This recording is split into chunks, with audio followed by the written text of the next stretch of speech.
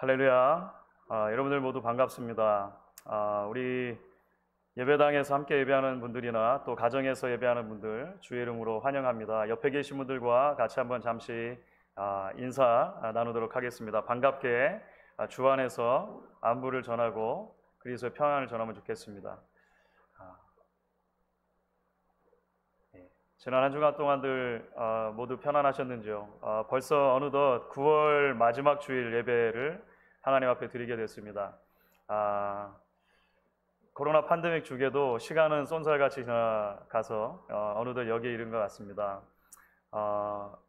힘들고 고단한 시간들이었고 또 앞으로 얼마만큼 이 시기가 지속될지는 모르지만 흐르는 시간들 속에서 여전히 하나님의 성실하심 또 하나님의 신실하심을 우리가 기억하게 되는 것 같습니다. 오늘 예배가 우리가 있는 자리에서 하나님을 예배할 때 그런 하나님의 따뜻한 위로와 풍성함이 우리를 채워주시는 시간들이 될 수 있으면 좋겠습니다. 우리 함께 예배하실 때 우리 마음을 열고 입을 열어 함께 하나님을 찬양하며 계속해서 예배 자리로 나아가도록 하겠습니다.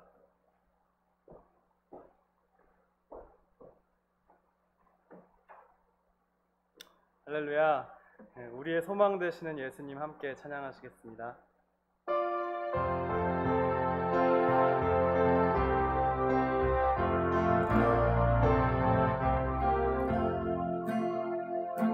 이 손의 소망 무언가 우리 주 예수뿐일세. 우리 주 예수밖에는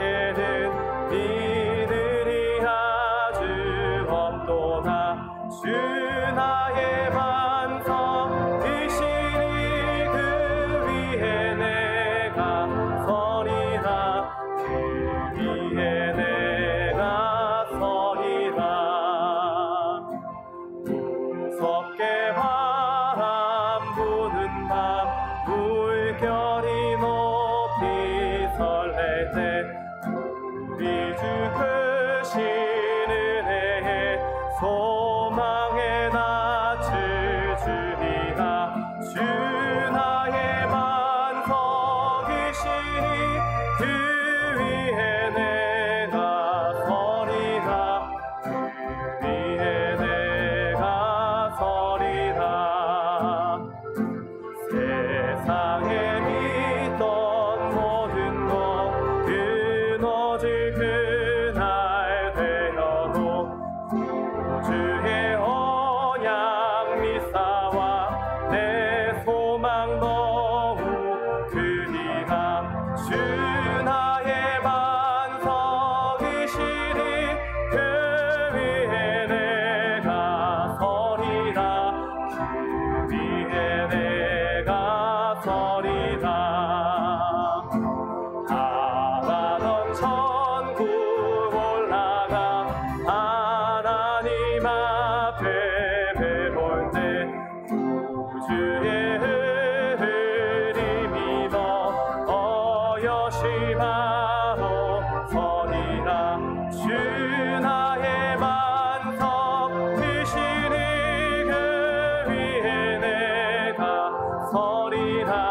그 위에 내가 우리 4절 한번 더 고백합니다. 바라던 천국 올라가 하나님 앞에 배울 때 주의 흐름이 어여시 바로 서리라. 주 나의 반석이시니 그 위에 내가 서리라. 그 위에 내가 서리라. 우리 계속해서 믿음의 고백을 담아 함께 찬양하시겠습니다. 나의 힘이 되신 여호와여,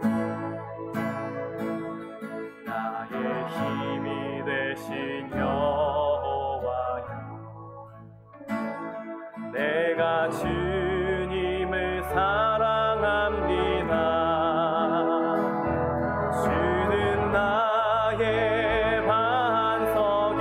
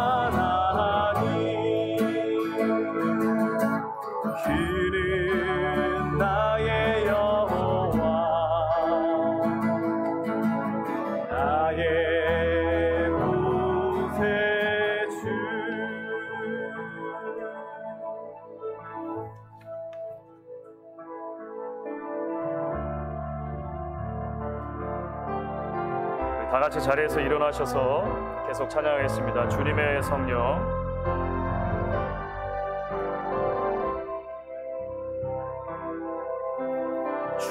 주님의 성령 지금 이곳에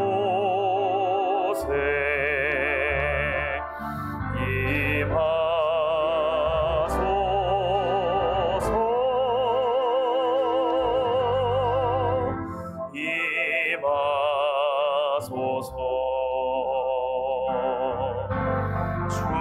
주님의 성령 지금 이곳에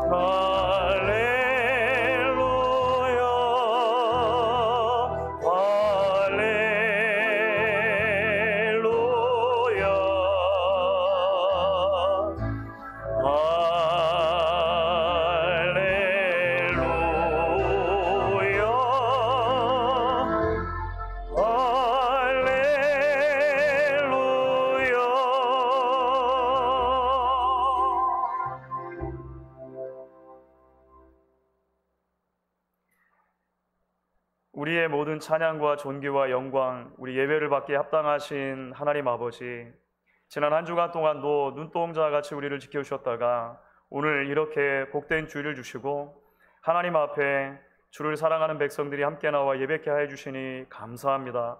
이 시간 성령께서 이 자리에 임재해 주시기를 원하고 하나님의 동행하심 가운데 하나님이 기뻐하시는, 하나님이 받기에 합당하신 온전한 예배를 우리가 올려드릴 수 있도록 인도하여 주시옵소서. 하나님, 여전히 코로나 팬데믹의 어두운 시기를 우리가 살아가고 있습니다. 그러나 여전히 하나님께서 살아계시며 우리와 함께 하시고 우리와 동행하실 뿐 아니라 우리를 앞서가시는 분이심을 기억하고 주님 앞에 온전하게 예배할 수 있기를 원합니다. 이 시간도 하늘에 속한 평강과 위로와 하나님 예배하신 은혜가 예배한 우리 모두의 심령 가운데 깃들 수 있도록 하나님 인도하여 주시옵소서. 예배 모든 것들을 주께 부탁드립니다. 감사드리고 예수님의 이름으로 기도했습니다. 아멘.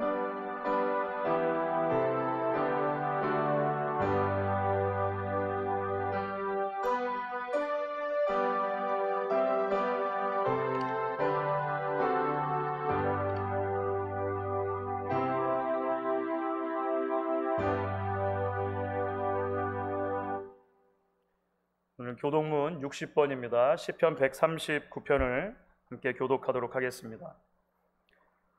여호와여, 주께서 나를 살펴보셨으므로 나를 아시나이다.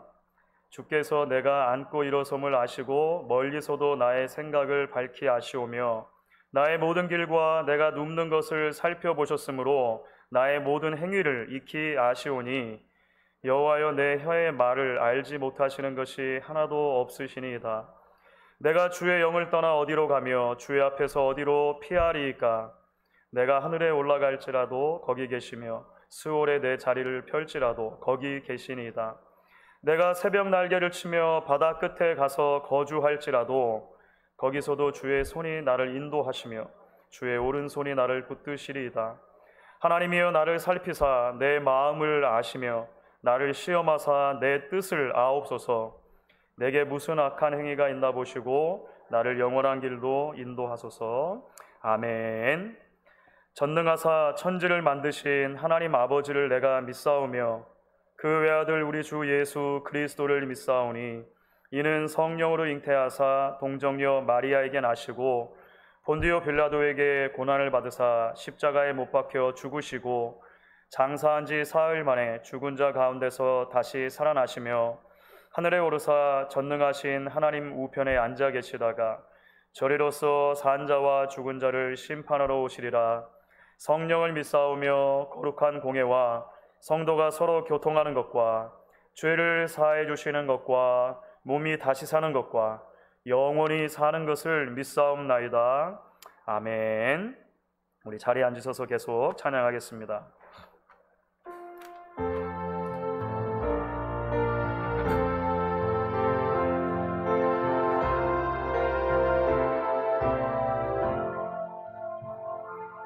내 주 되신 주를 참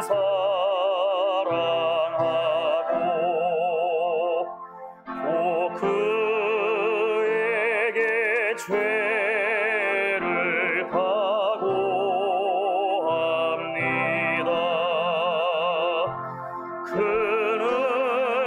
은혜를 주신 내 예수시니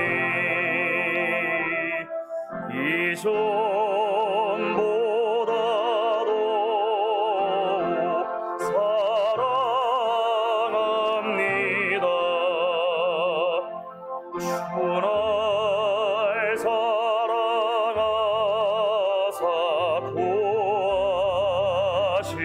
구하시려고 저 십자가 고난 당하셨도다. 그가 시관 쓰신 내 주의 오니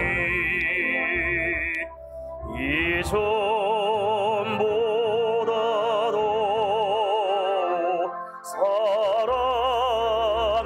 사랑합니다. 내 평생에 힘쓸 그 큰 의무는 주의 소의 독을 늘 기림이라. 숨질 때까지 내 할 말씀은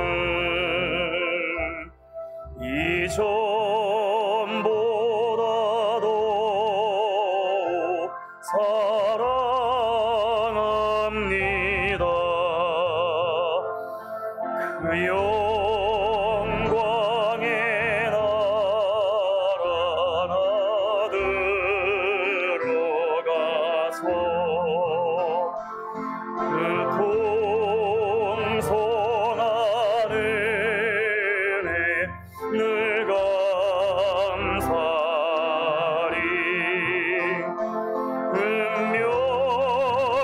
은멸유관 쓰고 나 찬송할 만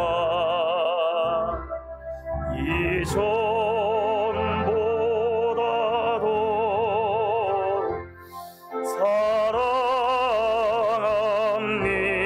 사랑합니다. 시간 우리 예배를 위해서 서정훈 집사님 기도 인도해 주시겠습니다.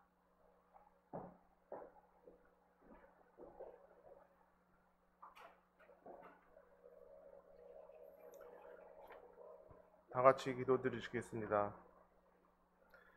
하나님 아버지, 오늘 또 이곳에 각 가정에서 또 이곳에서 예배를 허락해 주신 주님 너무나 감사를 드립니다.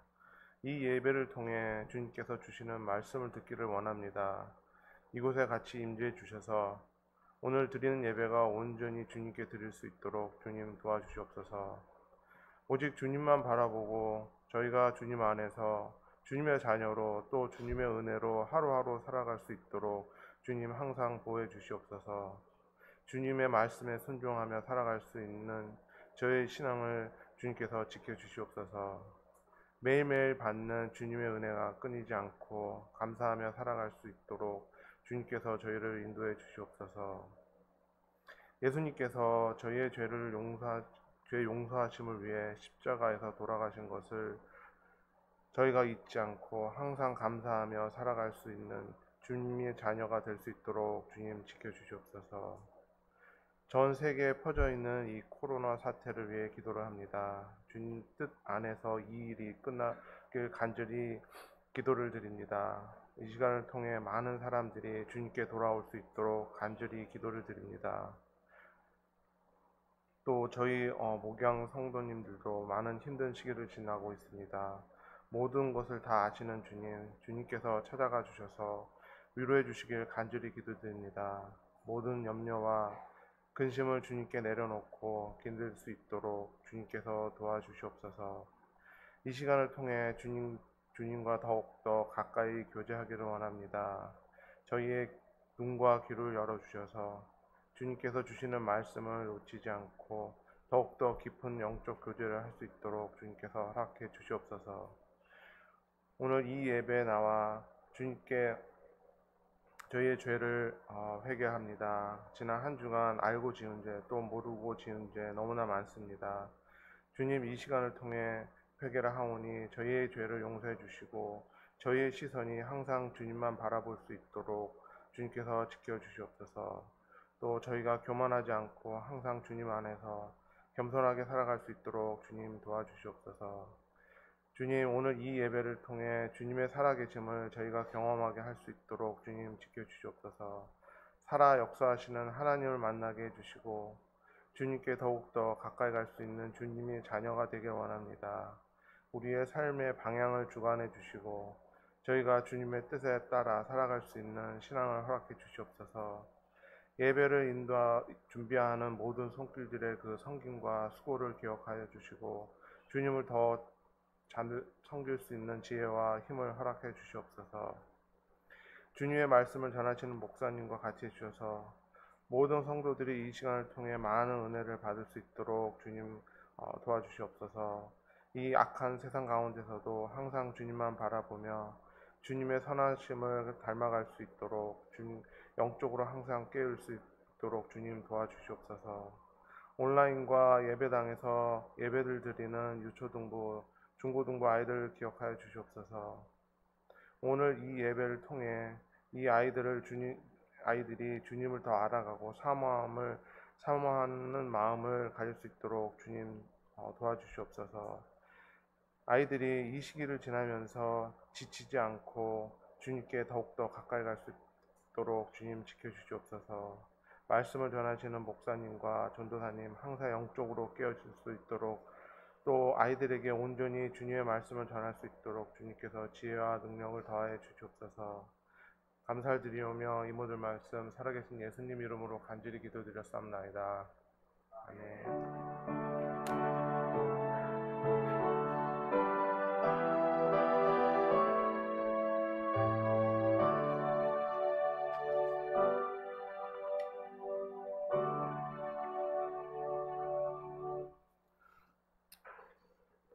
오늘 우리에게 주시는 하나님의 말씀, 구약성경 사무엘상 17장 1절부터 11절까지 말씀이 되겠습니다. 사무엘상 17장 1절부터 11절까지 말씀, 저와 여러분이 오늘 본문도 우리 한 절씩 교독해서 읽고 마지막 11절은 같이 한 목소리로 읽으면 좋겠습니다. 제가 먼저 17절 읽겠습니다. 블레셋 사람들이 그들의 군대를 모으고 싸우고자 하여 유다에 속한 소고에 모여 소고와 아세가 사이에 에베스담림의 짐침에 사울과 이스라엘 사람들이 모여서 엘라 골짜기에 진치고 블레셋 사람들을 대하여 전열을 벌였으니 블레셋 사람들은 이쪽 산에 섰고 이스라엘은 저쪽 산에 섰고 그 사이에는 골짜기가 있었더라. 블레셋 사람들의 진영에서 싸움을 도두는 자가 왔는데 그의 이름은 골리앗이요 가드 사람이라. 그의 키는 6규빗 한 뼘이요 머리에는 노투구를 썼고 몸에는 비늘 갑옷을 입었으니 그 갑옷의 무게가 놋 5천 세겔이며 그의 다리에는 놋 각반을 찾고 어깨 사이에는 놋 단창을 메었으니 그 창자루는 배틀채 같고 창날은 철 600세겔이며 방패든 자가 앞서 행하더라. 그가 서서 이스라엘 군대를 향하여 외쳐 이르되 너희가 어찌하여 나와서 전열을 벌였느냐. 나는 블레셋 사람이 아니며 너희는 사울의 신복이 아니냐. 너희는 한 사람을 택하여 내게로 내려보내라. 그가 나와 싸워서 나를 죽이면 우리가 너희의 종이 되겠고 만일 내가 이겨 그를 죽이면 너희가 우리의 종이 되어 우리를 섬길 것이니라. 그 블레셋 사람이 또 이르되 내가 오늘 이스라엘의 군대를 모욕하였으니 사람을 보내어 나와 더불어 싸우게 하라 한지라. 같이 읽습니다. 사울과 온 이스라엘이 블레셋 사람의 이 말을 듣고 놀라 크게 두려워하니라. 아멘.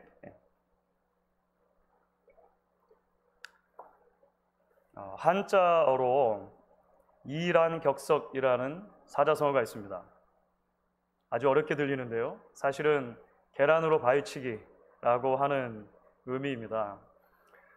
턱없이 부족한 힘으로 아주 거대한 무엇인가에 맞닥뜨려서 도전하는 것이 얼마나 무모한 일인가라고 하는 것을 보통 우리가 이야기할 때 계란으로 바위치기다, 이런 이야기를 합니다. 이 이야기 속에서 바위라고 하는 것은 결단코 넘어설 수 없는 하나의 담을 말하는 것입니다. 결코 이길 수 없는 어떤 종류의 힘을 말하는 것입니다. 맞닥뜨려서 싸우기보다는 피하는 것, 돌아가는 것이 상책이다 라고 모든 사람이 여길 만한 그런 것을 보통 이런 종류의 벽이다, 담이다, 바위다 이렇게 이야기를 하는 것이죠. 오늘 우리가 함께 읽은 성경 말씀을 보면 이와 비슷한 담 앞에 서 있는, 이와 비슷한 바위 앞에 서 있는 사람들을 보게 됩니다. 그 담은 다름 아닌 골리앗이라고 하는 사람이죠. 그리고 그 앞에 서 있는 사람들은 온 이스라엘의 군대입니다. 그 장벽이 얼마나 높고 얼마나 절대적인 힘을 가져 보이는지 그를 보는 모든 사람이 두려워하는 것입니다. 왕인 사울로부터 시작해서 그를 따라서 그 전쟁터에 나온 모든 군사들, 모든 병사들이 하나같이 그 한 사람, 나와 싸우자라고 하는 그 1대1로 붙자고 하는 한 사람 앞에서 벌벌 떨고 있는 모습, 그것이 오늘 말씀 가운데 우리가 이제 대하게 되는 내용이라고 하는 것입니다. 도대체 왜 골리앗이 그렇게 두려운 것일까요? 골리앗이 두려운 이유가 오늘 말씀 가운데 보시면 크게는 두 가지 정도로 이렇게 소개가 됩니다. 하나는 그의 거대한 체구입니다. 체구. 그렇죠. 골리앗은 우리가 잘 아는 대로 블레셋의 장수입니다. 그런데 이 블레셋이라고 하는 나라와 이스라엘 나라 사이에는 이 전쟁이 사실 하루 이틀의 문제는 아니었습니다. 오랜 시간에 걸쳐서 블레셋과 이스라엘은 늘 티격태격하며 전쟁이 있어 왔고요. 그 가운데서 이기기도 하고 지기도 하는, 그러니까 한편이 이기면 한편이 지고 한편이 이런 반복되는 그런 역사가 있었습니다. 그런데 이번 전쟁, 이번에 블레셋 사람들이 이스라엘과 싸우러 온 전쟁은 절대적으로 이스라엘 편에서 보면 불리한 상황이었다라고 하는 거예요. 그 이유가 뭐냐면 바로 이 골리앗이라고 하는 존재 때문입니다. 골리앗은 자신을 뭐라고 부르냐면 I am the Philistine. 내가 바로 블레셋 모든 사람 중에 나 홀로 내가 바로 그 블레셋 사람이 아니냐라고 말할 정도로 아주 위용에 출중한 사람이었고 특별히 이 사람은 한마디로 거인이었다. 우리는 그렇게 어렸을 때부터 그래서 들어왔습니다. 오늘 말씀을 보시면 이 블레셋 사람 골리앗이 키가 6규빗이고 한 뼘이 더 있다 이렇게 말합니다. 시기마다 조금씩 이 규빗이 바뀌었기 때문에 정확한 수치는 알 수 없지만 대략 2m 70이 넘는 키로 보시면 됩니다. 2m 70. 그러니까 오늘날도 그렇게 큰 사람은 찾아보기가 좀 힘들죠. 당시 이스라엘 사람들의 평균적인 키를 우리가 얼마인지는 정확히 알 수 없으나 아무튼 어마어마하게 덩치가 컸다라고 하는 것을 우리가 기억할 수 있을 것 같아요. 그래서 심지어 사울 왕도 이 골리앗 앞에서는 감히 나설 생각을 하지 못하고 벌벌 떨었다는 것입니다. 이 대목이 왜 중요하냐면 굉장히 아이러니한 내용이 그 안에 담겼기 때문에 그렇습니다. 왜냐하면 사울 왕은 사실 이스라엘 모든 백성들 중에 가장 키가 큰 사람입니다. 그러니까 사울 왕이 이스라엘의 첫 번째 왕으로 세워질 때 강조되는 몇 가지 내용이 있어요. 하나는 그가 이스라엘의 모든 사람들보다 머리 하나는 더 큰 사람이었다. 그러니까 이스라엘 백성들을 다 줄을 세워놓고 보면 사울만 우뚝 선 거예요. 사람들 눈에 금방 띄었겠죠. 거기에 더해서 한편으로는 겸손함이 있었고 또 한편으로는 용맹함이 있었습니다. 그래서 이스라엘의 첫 왕이 되는 과정에서 암몬 사람들 그리고 블레셋 사람들을 싸워서 이제 이긴 그런 승전의 기억이 이 사울 왕과 있다라고 하는 거예요. 그런데 그 사울 왕도 골리앗 앞에서는 감히 나서지를 못하는 거예요. 뒤에 숨어서 일이 어떻게 되는가 모두가 지켜보고 있고 모든 백성은 그러니까 그를 따라왔던 모든 군사들은 말할 것도 없는 것이죠. 함께 두려움에 떨고 있습니다. 여러분 두 번째로 골리앗이 두려운 이유는 무엇이냐면 그가 착용하고 있는 최첨단의 무기 때문에 그렇습니다. 오늘 우리가 11절의 말씀을 읽었잖아요. 그 중에서 5절부터 7절까지 무려 석절이나 이 골리앗이 어떤 종류의 갑옷과 무기를 그 몸에 걸치고 있었는가를 상세하게 설명합니다. 머리에는 노투구, 그러니까 이게 청동으로 된 것이죠. 청동 투구를 쓰고 몸에는 그 청동으로 된 비늘 갑옷을 입었습니다. 어린갑이라고 보통 부르죠. 온몸을 감싸는 거예요. 다리에는 놋 각반을 찼습니다. 그러니까 다리도 전체가 다 보호될 수 있는 보호구를 놋으로 된 것으로 착용했다는 거예요. 당시에 무기 중에 이제 던지는 투창이 있고 그 다음에 찔러서 싸우는 큰 창이 있습니다. 이 두 가지를 다 가지고 있는데 어깨 사이에 단창을 메었고 그죠? 놋으로 된 것이죠. 그리고 쇠로 된 창을 가지고 있는데 이것이 얼마나 큰지 배틀째 같고 또 그 쇠의 무게가 이러이러했다. 성경이 기록을 해주고 있습니다. 앞뒤 정황을 보면 이런 모든 것에 더해서 칼과 방패로 함께 갖고 있었던 것으로 그렇게 보입니다. 방패는 너무 무거워가지고요. 몇 사람이 이제 앞에서 들고 있어주는 그런 상황인 것이죠. 한마디로 말하면 그의 몸이 갑옷으로 둘러싸여 있고 그의 거대한 체구와 그가 가지고 있는 모든 최첨단의 무기를 볼 때 누가 봐도 저 사람은 못 이기겠구나. 저 사람하고는 절대 싸우면 안 되겠구나 라고 하는 생각이 들 수밖에 없는 그런 어느 하나 틈이 없어 보이는 그런 무시무시한 장수가 바로 골리앗이었다는 것을 오늘 말씀을 통해 보게 됩니다. 사랑하는 여러분, 우리도 인생을 살다 보면 종종 골리앗과 같은 그런 거대한 장벽 앞에 서곤 합니다. 나의 힘으로 도저히 넘어갈 수 없겠다라고 생각되어지는 그런 인생의 벽들을 종종 만나게 되는 것이죠. 때로는 부부 사이에 그런 담을 경험할 때도 있습니다. 때로는 부모의 입장에서 장성해가는 자녀를 대하는 일이 거대한 벽처럼 느껴지는 그런 순간들이 오기도 합니다. 반대로 자녀들의 입장에서 부모에게 먼저 마음을 열고 쉽게 다가갈 수 없는 어떤 벽들이 느껴지기도 할 것입니다. 때로는 학업이나 진로가, 때로는 사업이나 직장이 우리 앞에 거대한 벽처럼 느껴질 때도 있겠죠. 때로는 사람들과의 관계, 대인 관계나 그것을 계속해서 유지하고 개선하는 것, 때로는 오래도록 해결되지 않는 내 안에 있는 분노나 열등감이나 피해의식이 담이 되기도 합니다. 우리는 살다 보면 수많은 종류의 골리앗들을 만나는 것이죠. 계속 반복해서 드리는 말씀이 되겠습니다만 사실 지금 온 인류가 지나고 있는 이 코로나 팬데믹도 어떤 면에서 그런 종류의 골리앗과 같은 장벽이라고 우리는 받아들이게 되는 것 같습니다.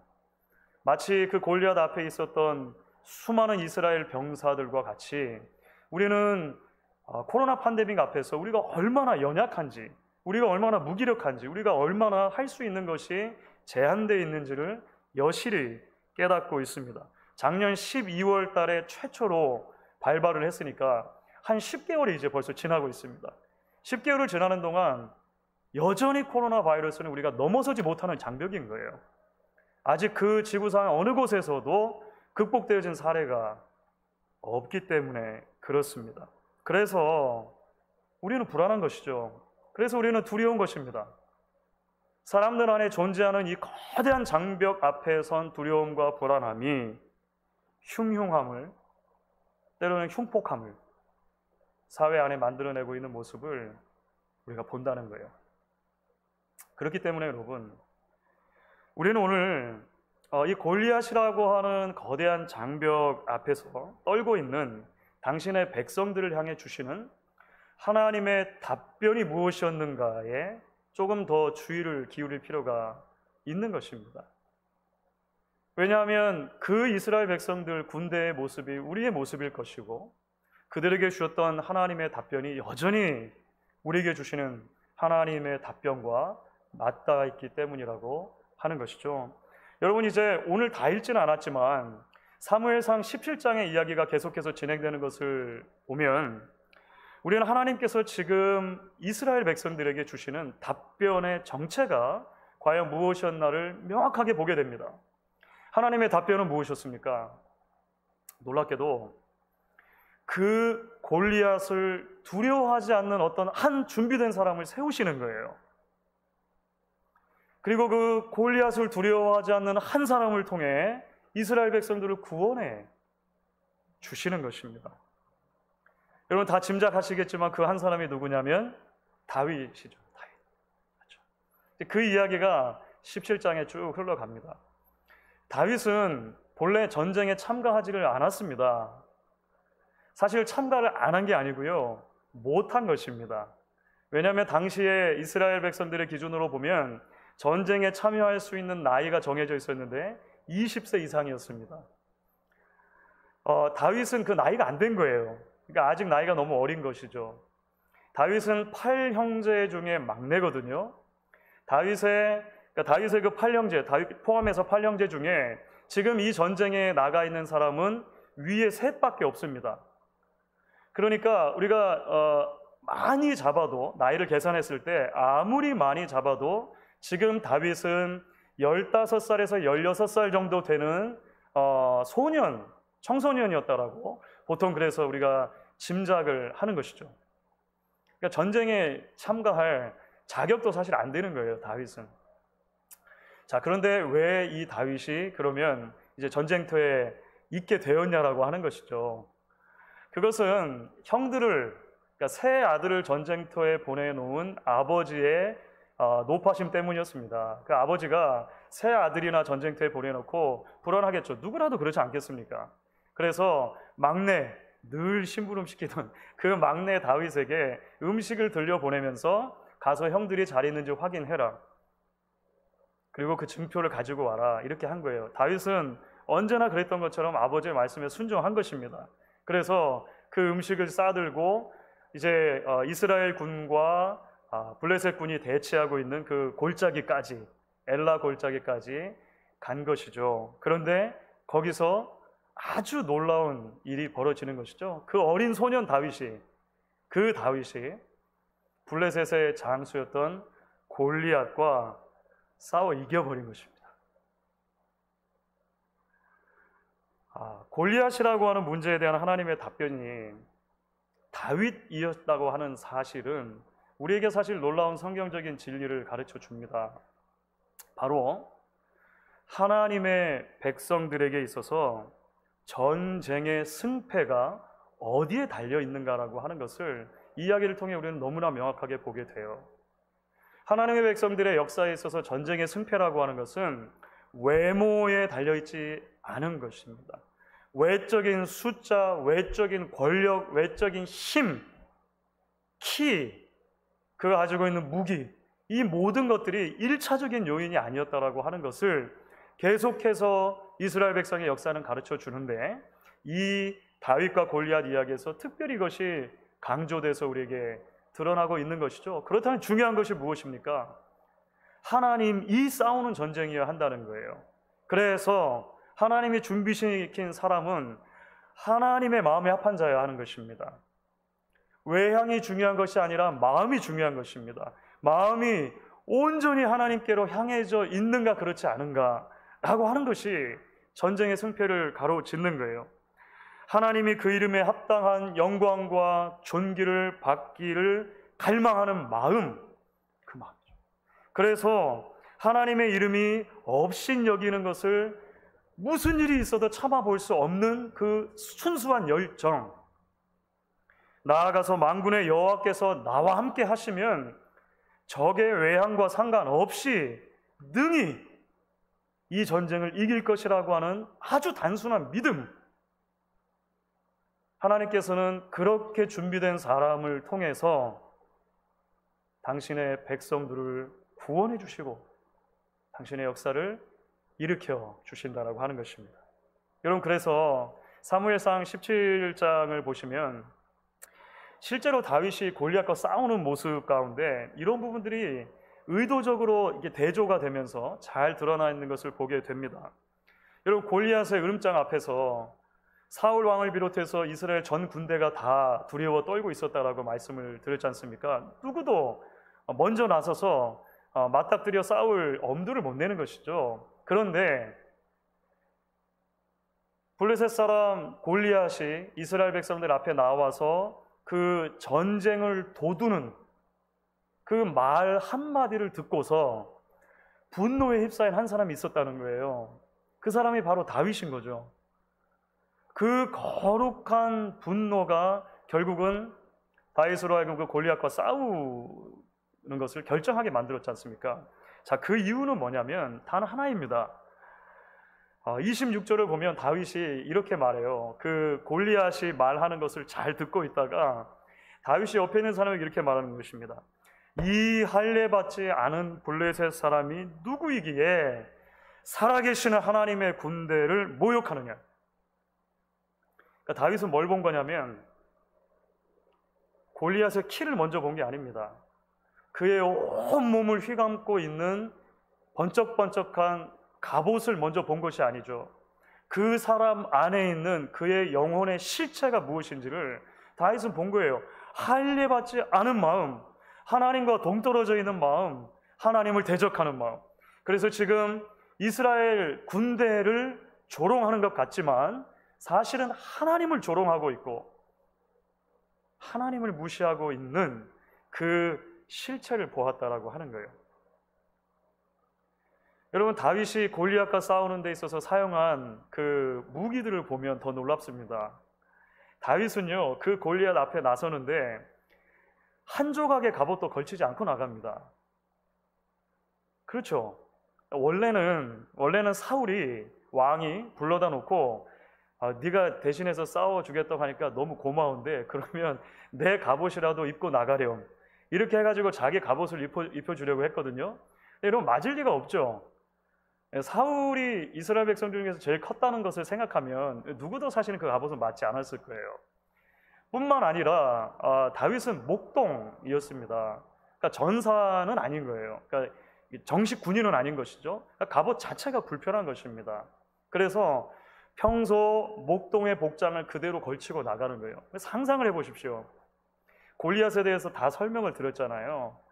그 어마어마한 체구에 머리끝부터 발끝까지 최첨단의 무기로 감싸고 있는 골리앗 앞에 한 홍안의 어린 소년이 서 있는데 그것도 목동의 복장으로 그저 서 있는 것이죠. 너무나 아이러니하죠. 게다가 다윗이 사용했던 무기는 전쟁에 나갈 만한 무기가 아니었습니다. 그 어떤 무기도 아닌 그저 목자의 도구였던 막대기 하나, 그리고 물매를 가지고 나갑니다. 물매는 이렇게 돌을 던지는 그 투석기이죠. 개인적인 투석기이죠. 그래서 돌 5개를 가지고 나가는 것입니다. 그러니까 외향적인 것을 비교할 때 전혀 상대가 안 된다라고 하는 것이 계속해서 강조되는 거예요. 어떻게 이겼습니까? 도대체 어떻게 다윗이 골리앗을 이길 수 있었던 것이죠? 그 이유가 여러분 나중에 이제 직접 다윗과 골리앗이 맞붙게 되었을 때 다윗이 외쳤던 그 유명한 골리앗을 향한 외침 속에 드러납니다. 17장 45절부터 47절까지 말씀이에요. 이렇게 되어 있습니다. 너는 칼과 창과 단창으로 내게 오거니와 나는 만군의 하나님 여호와의 이름 곧 내가 모욕하는 이스라엘 군대의 하나님의 이름으로 내게 나아가노라. 오늘 여호와께서 너를 내 손에 넘기시리니 내가 너를 쳐서 내 목을 베고 블레셋 군대의 시체를 오늘 공중의 새와 땅의 들짐승에게 주어 온 땅으로 이스라엘의 하나님이 계신 줄 알게 하겠고 또 여호와의 구원하심이 칼과 창에 있지 아니함을 이 무리에게 알게 하리라. 전쟁은 여호와께 속한 것인즉 그가 너희를 우리 손에 넘기시리라.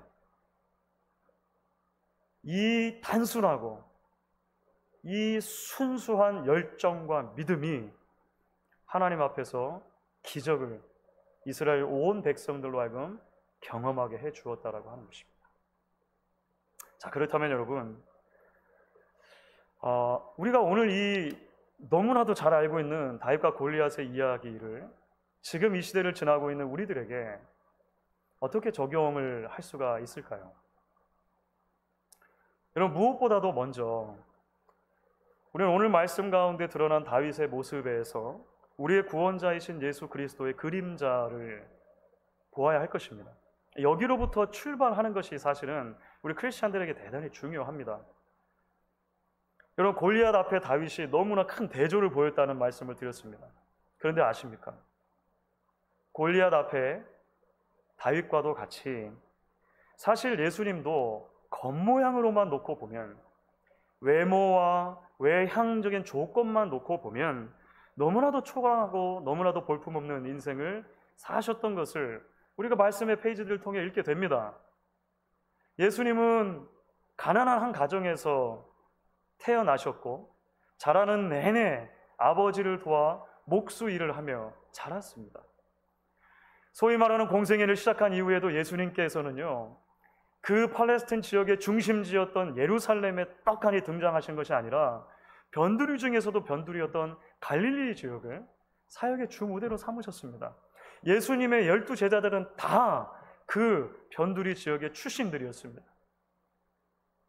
예수님께서 늘 가까이 하기를 원하셨던 사람들은 그 사회 속에서 철저하게 소외받던 사람들, 작고도 작아 보이는 사람들, 세리와 죄인과 창기들이었다는 것을 우리가 말씀을 통해 보게 됩니다.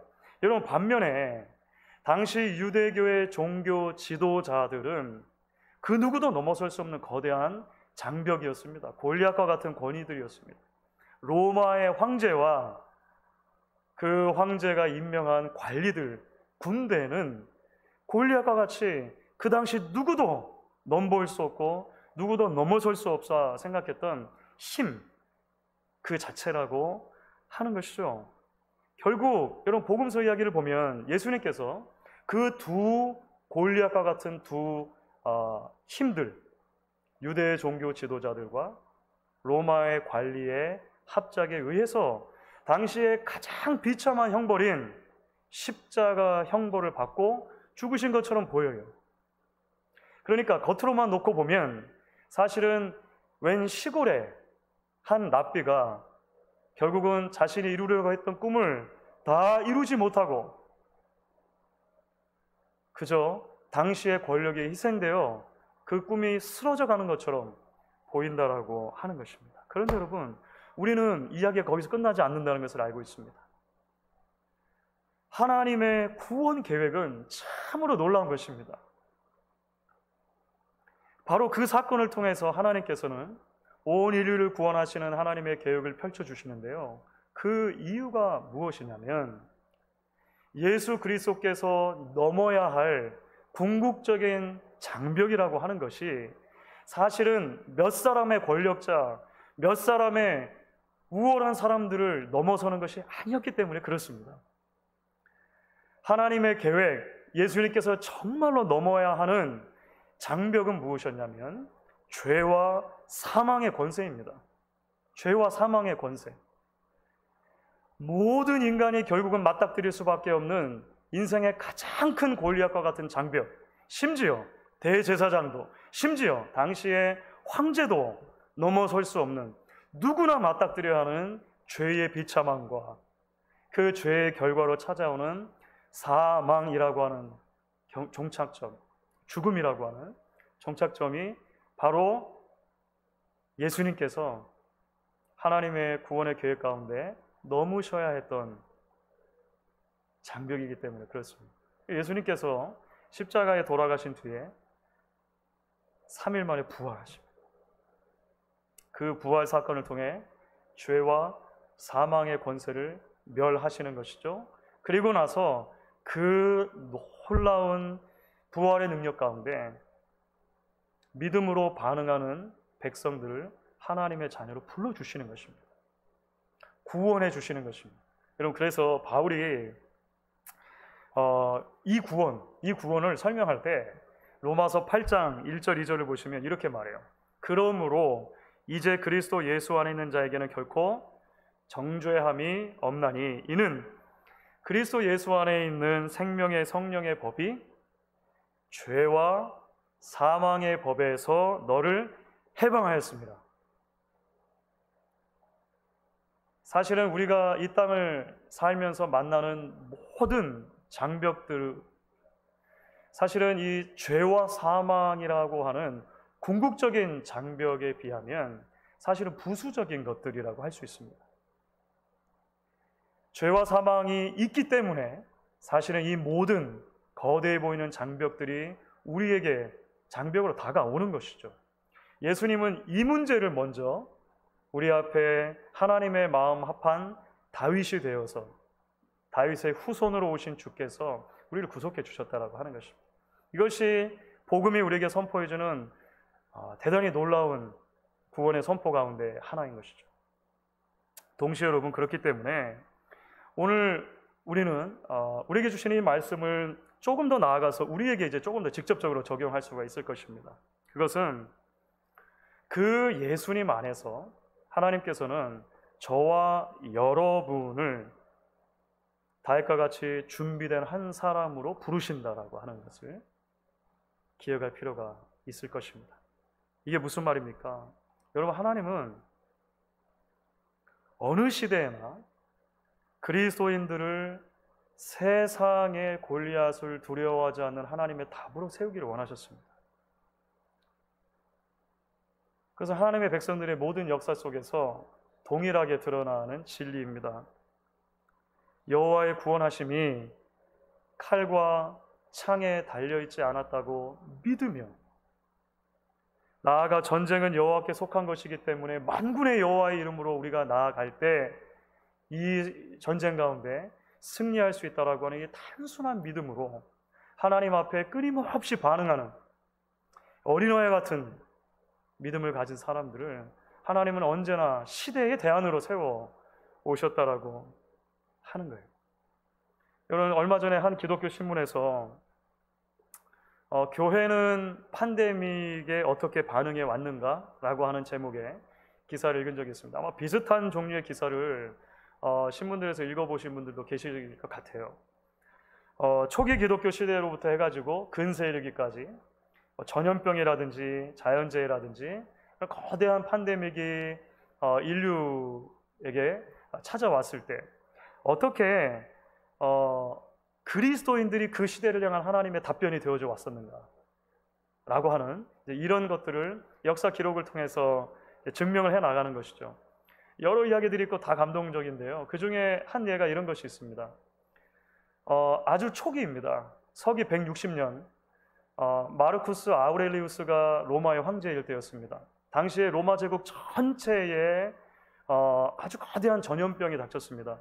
정확한 정체를 알 수 없지만 혹자는 뭐 콜레라라고도 하고 뭐 이런 여러 가지 이제 그 나중에 추측할 뿐인데요. 어쨌든 어마어마하게 큰 그 전염병이 찾아와서 15년이 지속이 됩니다. 15년 지속되는 동안에 로마 제국 내의 전체 인구의 4분의 1 또는 3분의 1 정도가 다 사망했다라고 하니까 그 참상이 말할 수 없었던 것이죠. 말할 수 없던 것이죠. 여러분, 당시는 기독교가 공인되기 전입니다. 심지어 기독교회는 이전의 여러 악한 왕들 때문에, 황제들 때문에 심각한 핍박을 경험한 이후였습니다. 당시 로마 제국 안에 기독교인들의 숫자를 4만 5천 명 정도로 계산을 하더라고요. 그것이 로마 전체 인구에 비하면 0.08%라고 합니다. 아주 적은 숫자이죠. 0.08%. 그런데 역사가 기록을 한다는 거예요. 놀랍게도 그 사망의 그림자가 제국 전체에 드리웠을 때 그리스도인들이 그들의 진가를 발휘하기 시작했다는 거예요. 죽음을 두려워하지 않을 뿐만 아니라 주변에 있는 많은 이교도들을 그리스도의 사랑으로 섬기는 일에 앞장섰다라고 하는 것입니다. 그래서 당시에 알렉산드리아의 주교였던 디오네시우스라고 하는 사람이 있는데요. 그분이 이런 기록을 남겨요. 보고서입니다. 보고서. 그리스도인이 된 우리 형제 중 대부분은 끝없는 사랑과 성실로 자신의 몸을 사리지 않고 다른 이들만 생각하였다. 큰 위험을 무릅쓰고 환자들을 도맡아 온갖 필요를 돌보며 그리스도의 본을 따라 섬기다가 때론 저들과 함께 평온한 행복을 바라며 이 생을 마감하기도 했다. 다름 아닌 이웃의 병환을 짊어지며 기꺼이 그 고통을 끌어안다가 자기들까지 감염되었기 때문이다. 많은 형제가 그처럼 다른 이들을 간호하고 치료하다 환자들을 따라 죽거나 그들을 대신하여 죽음을 맞이했다. 감안하고 들으셔야 되는 것이 지금 상황과 그때 상황은 시대적인 상황 자체는 많이 다르다는 것을 기억하셔야 됩니다. 여러분, 지금은 병원이 있고 전문적인 의료진과 시스템들이 있지만 당신 그렇지가 않았다는 것을 일단 여러분 감안을 하셔야 됩니다. 무슨 말이냐면 이교도들의 두려움에 벌벌 떨면서 염려와 근심 가운데 휩싸여 아무것도 하고 있지 못할 때 그리스도인들이 담대하게 일어섰다는 거예요. 이것은 무모함도 아니고 이것은 무례함도 아니죠. 그리스도 안에 있는 믿음과 소망과 사랑이 실제적으로 당시에 모든 사람이 경험하고 있었던 거대한 팬데믹이라고 하는 골리앗 앞에서 작용했다는 것입니다. 그리고 시대의 답변으로 그들이 사용됐다라고 하는 것이죠. 주 안에서 사랑하는 여러분, 말씀드린 대로 인생 가운데 우리는 수많은 골리앗들을 만나게 됩니다. 하지만 신앙을 가진 우리가 먼저 기억해야 할 것이 있습니다. 예수님께서 이미 모든 인간이 마주할 수 있는 가장 큰 골리앗을 이겨주셨다고 하는 것입니다. 죄와 사망의 권세로부터 저와 여러분들을 구원해 주셨다라고 하는 것이죠. 그래서 그 예수님께서는 지금도 저와 여러분을 부르고 계십니다. 수많은 인생의 골리앗들 앞에서 다윗으로 서라고 복음이 우리를 부르고 있다는 것이죠. 하나님을 향한 열망으로, 하나님에 대한 신뢰로, 하나님을 향한 헌신으로, 이웃을 향한 사랑으로 서라고 오늘도 복음은 우리를 초대합니다. 그래서 두려움과 염려에 사로잡혀 살아가는 이 시대 가운데 여러분이, 우리 교회가 답이 되어 주어야 한다라고 지금도 초대하고 있는 것이죠. 왜냐하면 히브리서 10장 39절이 말하는 것처럼 우리는 뒤로 물러나 멸망할 자가 아니요 오직 영혼을 구원함에 이르는 믿음을 가진 자이기 때문인 것입니다. 오늘 이 말씀을 붙들고 하나님 앞에 다시 한번 설 수 있는 저와 여러분 될 수 있기를 주의 이름으로 간절히 축원하겠습니다. 우리 시간 같이 한번 찬양할 때 오늘은 그래서 주님 내가 여기 있사오니 하나님 앞에 헌신 찬양으로 드리면 좋겠습니다. 예수님께서 이미 우리 위해 싸우셨고 승리하셨습니다. 우리를 부르실 때 우리도 두렵지만, 우리도 염려가 있지만 우리도 다윗과 같이 설 수 있기를 원합니다. 담대함 주십시오. 우리를 써주십시오. 여러분 고백하면서 같이 찬양하겠습니다.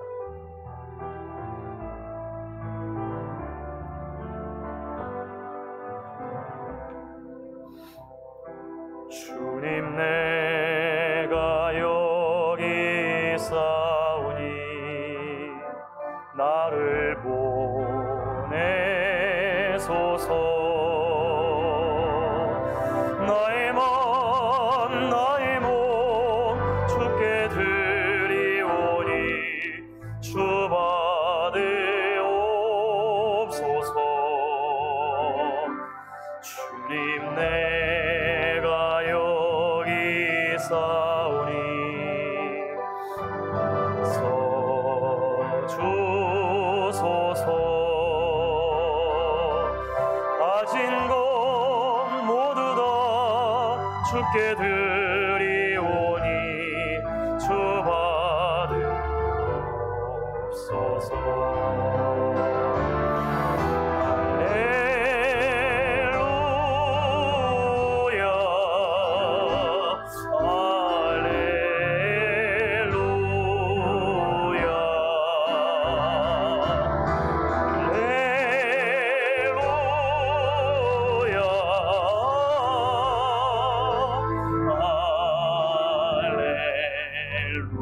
주님 내가 여기 있사오니 주님 내가 여기 있사오니 나를 보내소서. 나의 마음 나의 몸 주께 드리오니 주 받으옵소서. 주님 내가 여기 있사오니 나를 써주소서.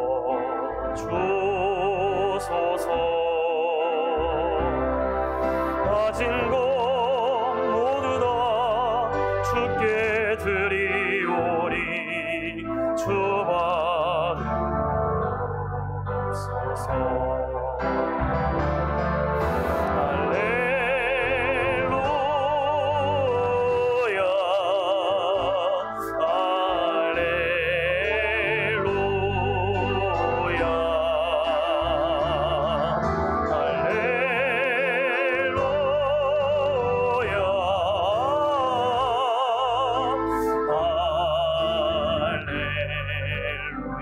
나를 받으옵소서.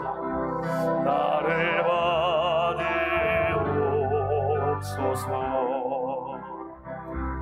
나를 받으옵소서.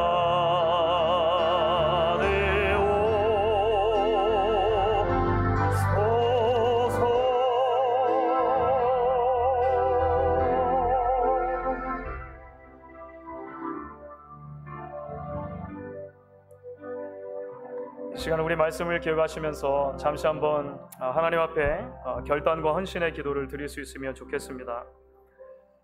골리앗이라고 하는 외모만 바라보면, 외향만 바라보면 두려울 수밖에 없는 것이 우리 인생의 당연한 반응인 것을 기억합니다. 그러나 우리를 부르신 하나님께서 이미 사망과 죽음의 권세, 죄의 권세를 멸하시고 우리 하나님의 자녀로 이미 이 땅에 발을 딛고 살아가지만 영원한 우리의 시민권이, 우리의 소속이 하늘에 있는 하늘의 백성으로 부르셨다는 것을 기억할 때 그 하나님을 바라봄으로 인생에서 만나는 모든 골리앗들을 넘어설 수 있음을 기억합니다.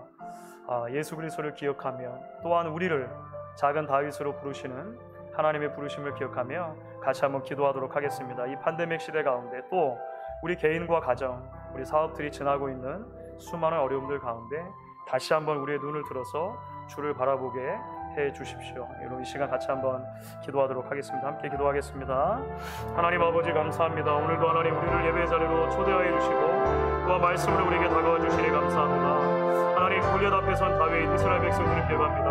하나님 그들 가운데 있었던 가장 큰 차이, 하나님의 신실하심을 기억하며 그것을 신뢰하며 믿으며 하나님 앞에 나아가며 맡겨드렸는지를 우리가 다시 한번 기억합니다. 우리 주 예수 그리스도께서 우리 모든 인간이 이룰 수 없는 죄와 사망의 권세를 멸하시고 하나님 아버지 그 안에서 우리를 구속하셔서 하나님의 자녀로 삼아주시니 감사합니다. 지금도 우리를 부르실 때에 그 부르심의 믿음으로 응답하며 나아가게 하시고 하나님 결단하게 하시고 하나님 아버지 우리 교회가 하나님 우리 한 사람 한 사람이 이 시대 가운데 하나님이 주시는 하나님의 답으로 하나님 아버지 설 수 있도록 도우시기를 원합니다. 초대교회 하나님 아버지 0.08%의 그리스도인들이 시대를 변화시키시고 하나님 아버지 참으로 한 세대를 하나님 앞에 온전히 올려드렸던 것처럼 하나님 오늘도 우리가 그렇게 주님 앞에 부흥의 여건들이 될 수 있도록 하나님 도우시기를 소망합니다. 하나님의 은혜 가운데 하나님 불쌍한 가운데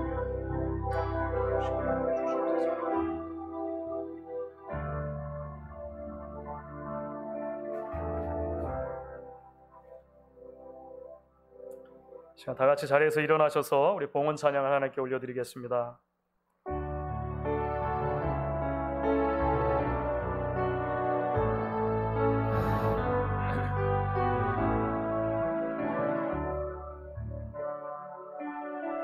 내게 있는 향유가 주께 가져와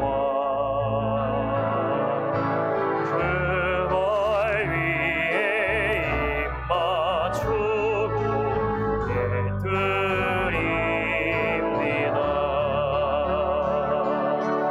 너를 위해 험한 산길 오르신 그와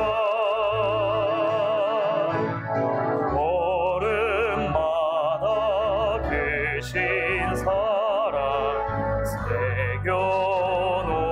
새겨놓았네. 김정일 권사님 감사한금 드리셨습니다. 소창호 장로님, 윤여희 권사님 가정 감사한금 드리셨습니다. 김영원 장로님, 송연아 권사님 가정 감사한금 드리셨습니다. 또 서정훈 집사님, 류현숙 집사님 가정 감사한금 드리셨습니다. 이 시간 우리 같이 기도하도록 하겠습니다. 하나님, 예수 그리스도 안에서 죄와 사망의 권세를 멸하시고 우리를 그 안에서 구속하여 주심으로 이 땅에 발딛고 살지만 우리의 영원한 소속이 하늘에 있는 하늘의 백성으로 살게 하신 것을 감사합니다. 하나님, 오늘 골리앗 앞에 서 있었던 이스라엘 군대와 다윗의 모습을 바라보며 하나님께서 예수 안에서 우리에게 주신 구원의 크기와 또한 우리가 어느 자리에 서 있어야 할지를 다시 한번 깨닫게 하여 주시니 감사합니다.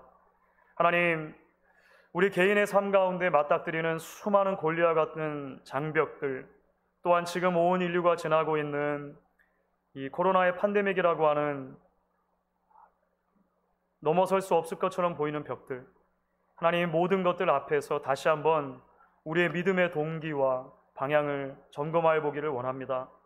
우리 한 사람 한 사람을 다윗의 자손으로 오신 예수 안에서 구원하셨을 뿐만 아니라 또한 작은 다윗으로 이 시대를 향한 하나님의 답변이 되라고 부르시는 주의 이 준엄한 부르심 앞에 믿음으로 응답하게 하여 주시옵소서. 어린아이 같은 신앙으로 주님 앞에 나오는 자들을 기뻐하시는 주님, 외향이 아닌 우리의 마음을 주님 앞에 드리게 하시고 이 시대를 향한 하나님의 마음을 우리가 닮아가서 하나님께서 이 시대 가운데 우리 한 사람 한 사람을 또 우리 교회를 그런 하나님의 대안으로 세워주실 수 있기를 간절히 기대하고 소망합니다. 그 하나님의 부르심 앞에 믿음으로 응답하게 하시고 담대함으로 설 수 있도록 날마다 지켜보호하여 주시옵소서. 오늘도 하나님을 예배하며 여러 모양으로 헌금을 드리는 손길들이 있습니다. 주일 헌금으로, 11조 헌금으로, 감사 헌금으로 하나님 제목을 따라 드리는 모든 손길들을 기억해 주시고 물질이 사용되는 곳곳마다 하나님 나라의 영광을 위하여 사용될 수 있도록 주님 인도하여 주시옵소서. 하나님, 이 시기에 우리의 가정을 지켜주시기를 원합니다. 우리의 사업터를 지켜주시기를 원합니다. 우리의 자녀들을 하나님께서 보호하시고 지켜주시기를 소망합니다.